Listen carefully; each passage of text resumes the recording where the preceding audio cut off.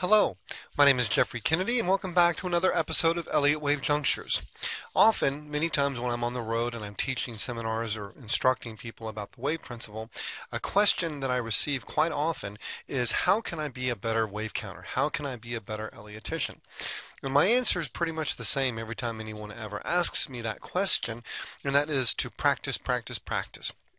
Simply put, print off 100 price charts and start counting waves. That's really the only way you can become proficient or master actually the wave principle and actually labeling waves in a real-time market environment. Now, one way you can actually do this is go back and look at historical price charts. And another way, and this is kind of a trick, is actually move to, say, a 1-minute price chart. Now, the price chart in front of you is that of McDonald's. Now, one thing you can do is actually go to, say, a 1-minute price chart of really anything and start counting these waves, because what happens by going to a very, very short-term time frame, you'll see whether or not your forecasts made on these wave patterns, these short-term structures, do indeed come to pass. Like, for example, this move off today's high here looks to be a very impulsive decline. The subsequent move to the upside, I would identify that as, say, an ABC. So what I'd be looking for very short-term over the next, say, 5 or 10 minutes is maybe a pullback to, say, the 88.60 handle. And if we can see something more decisive actually get below 88.5, i.e. that would be the lower boundary line of, say, a corrective price channel, then I can actually shift my interpretation from, say, this being A, B, C to possibly a 1, 2, 3. But short term, again, for the next 5 to 10 minutes, because this is a 1-minute price chart, I am looking for a decline. I am looking for prices to fall back below this low right here. Okay, so that's another trick that you can do. Today's lesson, though, is going to be focusing on historical price charts. So what we're going to do is take a price chart of McDonald's. Ticker symbol is MCD. And essentially what I want to do is take a look at the data that's in front of us. Okay, here's your wave count, here's your price chart, or here's your price chart, and then here's my wave count. Okay, I think this is a very nice simple structure in this market. Bottom line, 1, 2, 3, 4, and 5. Now, first of all, this is a log chart. Whenever you're looking at long-term data, really weekly time frame or greater, I recommend utilizing a log scale price chart. Okay, now how do I know this is a 4 and not a 2? Very simple.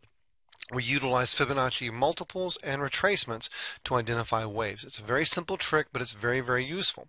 If you see a pullback in a price market or in a price chart, and that pullback, say, or that retracement goes to, say, a 382 retracement of the prior swing, odds favor that that move is going to be a 4th wave.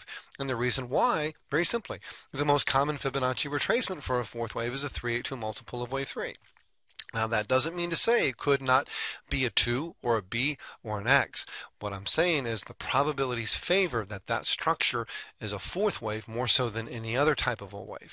Now, so here with respect to McDonald's, we can see that this pullback that we saw here comes to just above the 382 retracement of that prior 3rd wave advance.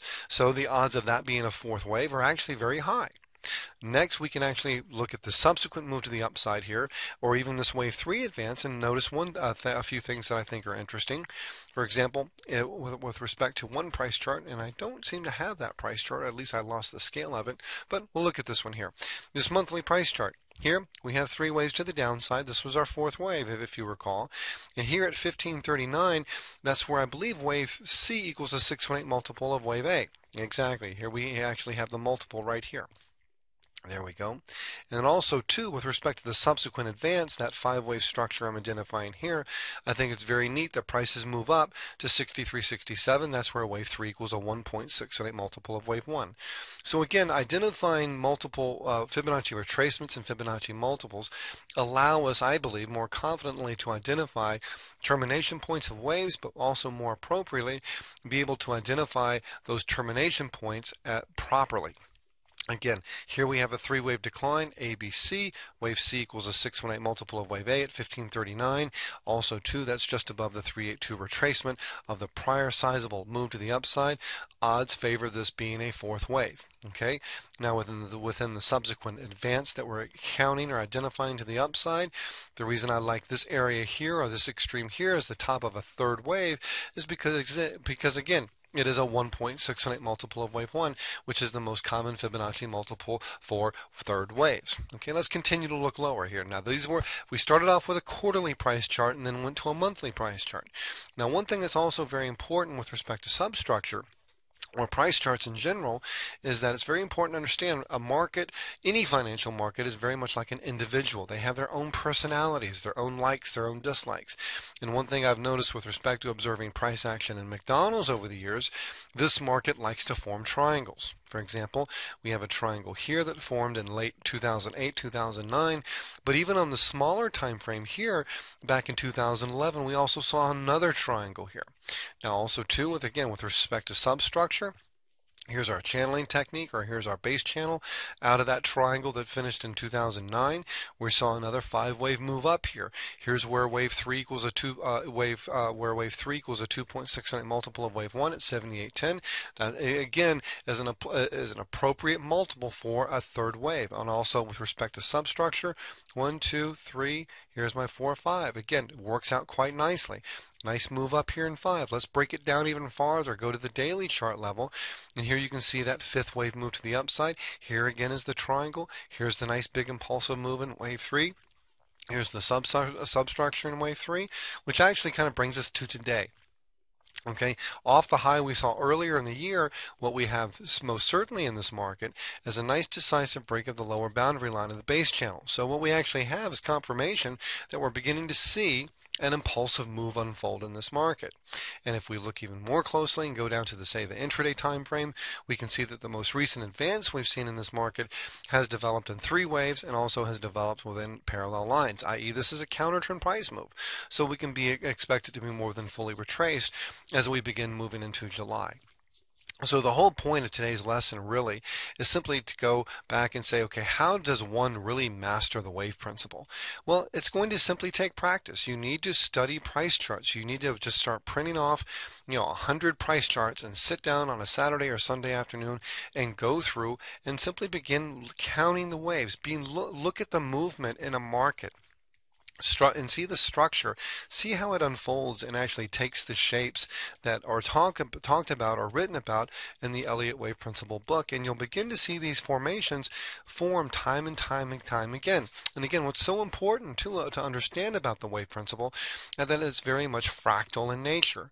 For example, here's a quarterly price chart. Here's a 3-wave move right here, the one which we identified as a 4th wave structure in this market right here. Okay, there was our 4th wave move. That's a 3-wave structure.